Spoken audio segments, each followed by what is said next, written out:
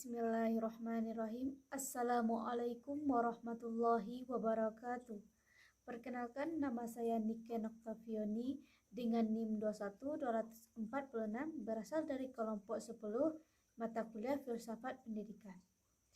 Baiklah, saya akan melanjutkan membacakan materi selanjutnya, yaitu 8 metode ceramah, yaitu cara penyajian atau penyampaian informasi melalui penuturan secara lisan oleh pendidik kepada peserta didik. Yang kesembilan, metode tanya jawab, yaitu suatu cara mengajar di mana seorang guru mengajukan beberapa pertanyaan kepada murid tentang bahan pelajaran yang telah diajarkan atau bacaan yang telah dibaca oleh murid, sedangkan murid memberikan jawaban berdasarkan fakta. Yang ke-10, metode diskusi, yaitu suatu cara penyajian bahan pelajaran di mana pendidik memberikan kesempatan kepada peserta didik untuk membicarakan dan menganalisis secara ilmiah guna mengumpulkan pendapat, membuat kesimpulan atau menyusun berbagai alternatif pemecahan atas suatu masalah.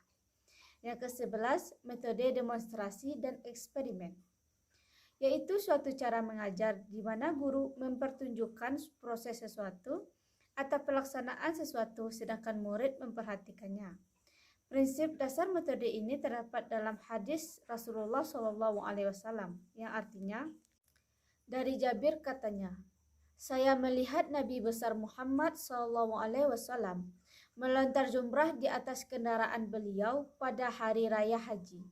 Lalu beliau berkata, hendaklah kamu turut cara-cara ibadah sebagaimana yang aku kerjakan ini, karena sesungguhnya aku tidak mengetahui apakah aku akan dapat mengerjakan haji lagi sesudah ini.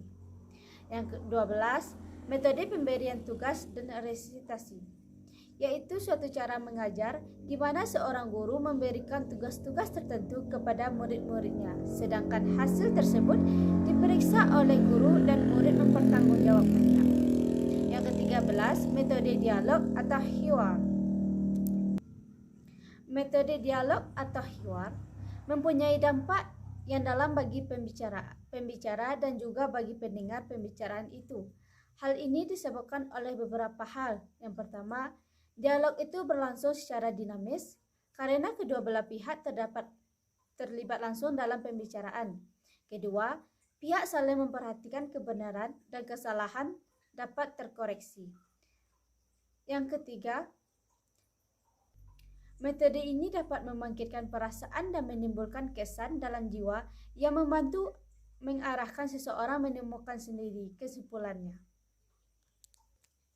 Bila hiwar dilakukan dengan baik, memenuhi akhlak dan tuntunan Islam, maka cara berdialog, sikap orang yang terlibat itu akan mempengaruhi peserta sehingga pengaruh berupa pendidikan akhlak, sikap dalam berbicara, dan sebagainya. Yang ke-14 yaitu metode Amstel, yaitu suatu cara mengajar di mana guru menyampaikan materi pembelajaran dengan membuat atau melalui contoh perumpamaan. C. Urgensi metode pendidikan dalam proses pembelajaran.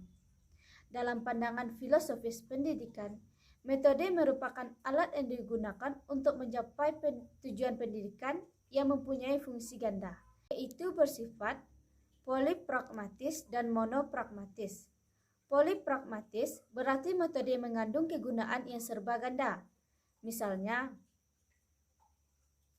suatu metode tertentu pada suatu situasi kondisi tertentu dapat digunakan untuk membangun atau memperbaiki sesuatu. Kegunaannya dapat tergantung pada si pemakai atau pada corak, bentuk, dan kemampuan metode sebagai alat dan sebaliknya. Monopragmatis apabila metode mengandung suatu macam kegunaan untuk satu macam tujuan. Dengan demikian, metode tersebut memiliki posisi penting dalam mencapai tujuan. Metode adalah cara yang paling cepat dan tepat dalam memperoleh tujuan yang diinginkan. Jika metode dapat dikuasai, maka akan mempermudahkan jalan dalam mencapai tujuan dalam lampangan apapun termasuk dalam pendidikan Islam. Penerapan metode yang tepat sangat mempengaruhi pencapaian keberhasilan dalam proses belajar mengajar. Metode yang tidak tepat akan berakibat terhadap pemakaian waktu yang tidak efisien. Metode mengajar adalah cara-cara menyajikan bahan pelajaran kepada siswa untuk tercapainya tujuan yang telah ditetapkan. Metode mengajar dapat juga diartikan dengan cara yang dipergunakan oleh guru dalam mengadakan hubungan dengan peserta didik pada saat berlangsungnya proses pembelajaran. Dengan demikian, metode mengajar merupakan alat untuk menciptakan proses pembelajaran. Baiklah, sekian materi yang dapat saya sampaikan. Terlebih dan terkurangnya saya mohon maaf. Saya sudahi dengan wabillahi taufiq wal hidayah. Wassalamualaikum warahmatullahi wabarakatuh.